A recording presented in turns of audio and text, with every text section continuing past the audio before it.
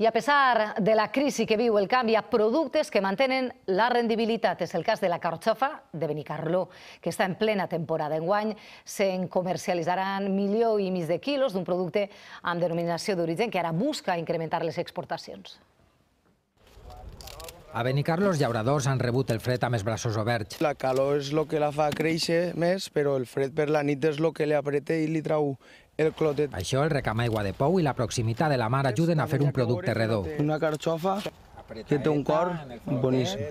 En estos magatzems es trien a mà. Inspectors independents s'encarreguen de certificar la seva qualitat els 7 mesos de campanya. El seu tamany, que no supera unes medides, la compacitat. Aquesta partida se veu molt bé. En total, 5 empreses productores preveuen vendre enguany 1,5 milions de quilos de carxofa certificada. És només una quarta part de la producció total d'esta comarca.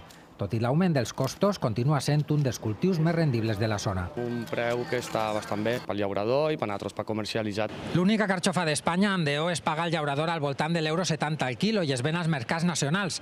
El repte és augmentar les exportacions a Europa i competir amb l'auge de països com Egipte. Quan els preus se disparen un poquet, es comencen a entrar importacions massives. Durant tot el mes de gener, el municipi promociona esta hortalissa amb una festa al seu voltant.